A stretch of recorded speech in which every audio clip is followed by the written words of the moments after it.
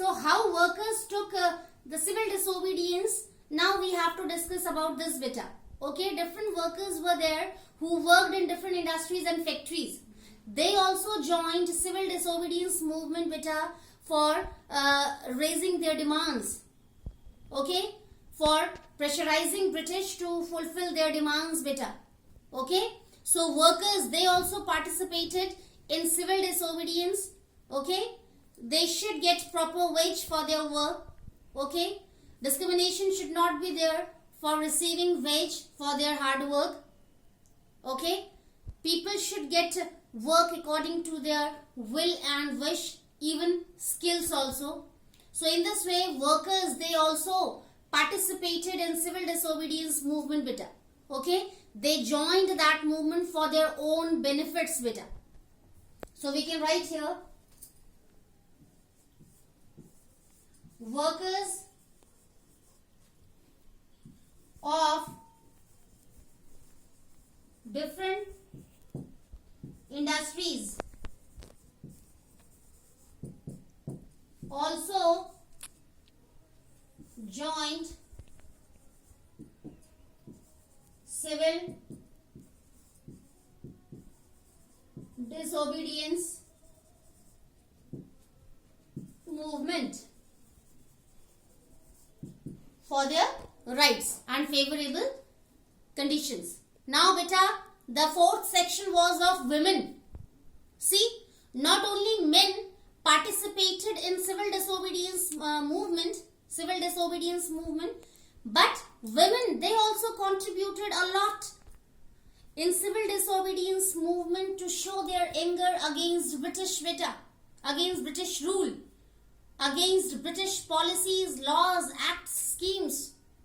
Okay, so that was the sign of power of Indians against British beta, where women also stood together with men, okay, to make British out from country India beta. So what happened? How did women participate beta? Women, they also joined different rallies. Women, they also organized rallies. They went on strike beta, because many women, they started working outside. Okay, so they went on strikes beta. They stopped working. Okay, and they came on roads, on streets against British. So we can write here about women. Okay, women also participated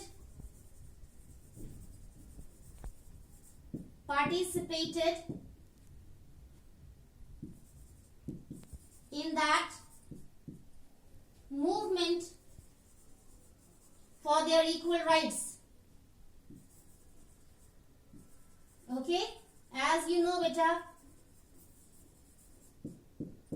as you know that women and girls, they faced a lot of problems in ancient society beta.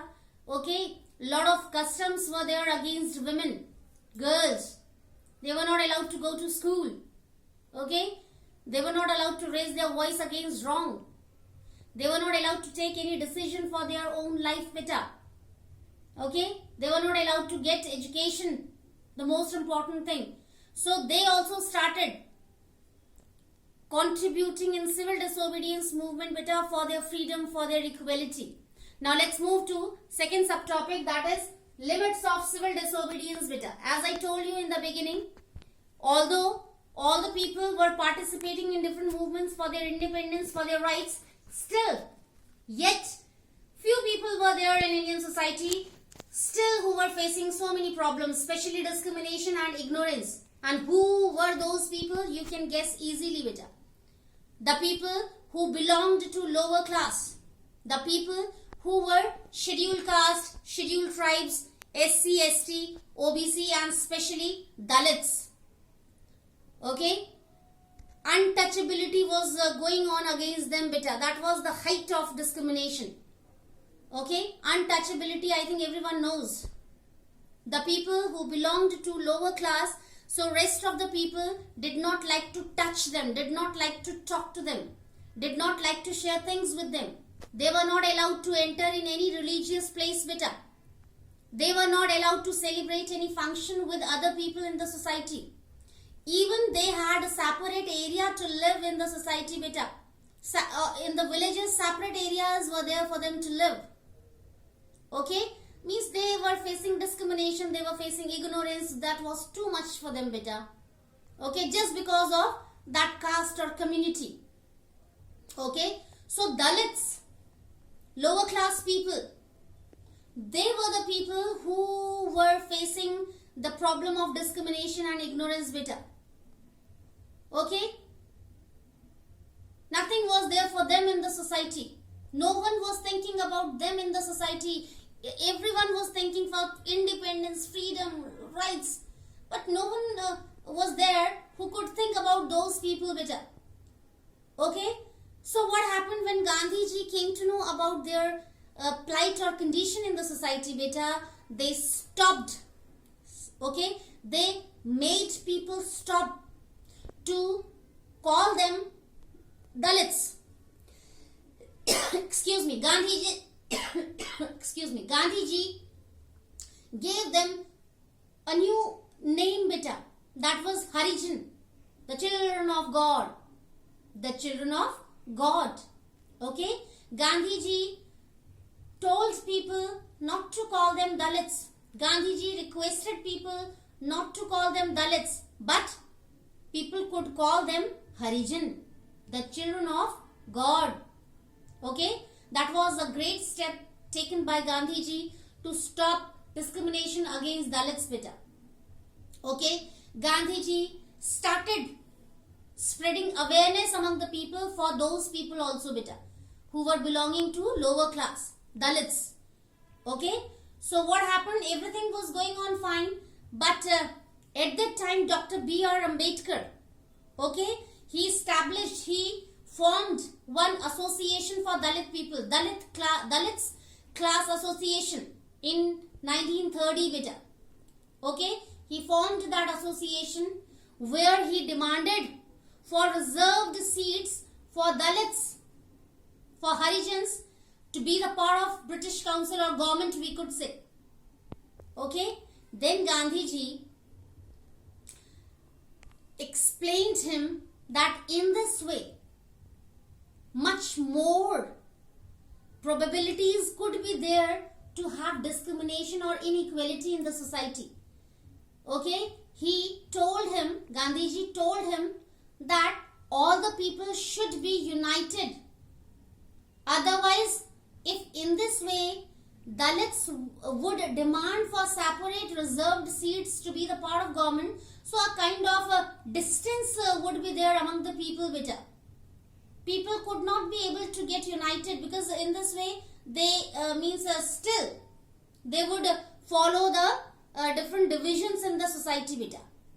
So Dr. B.R. Ambedkar agreed, and he stopped demanding that, beta. And what happened? In 1932, Pune Pact was there. Okay, a kind of a treaty was there, agreement was there, where it was decided by British that few Indians could get chance to be the part of British government, beta. Okay, so I can write here for you. Dalits, lower class people,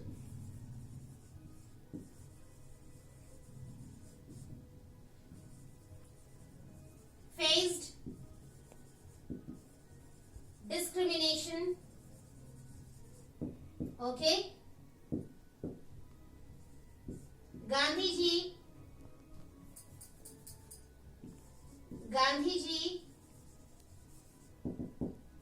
started calling them Harijan.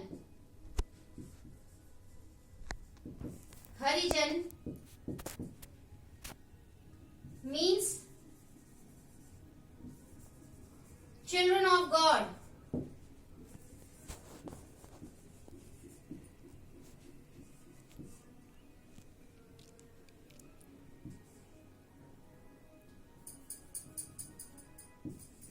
Dr.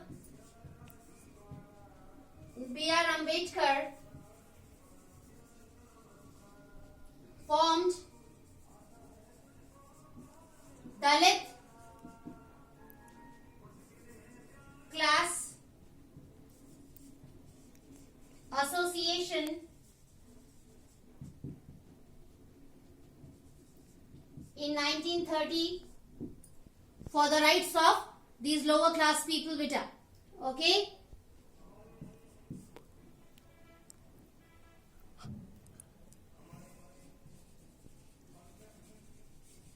Gandhiji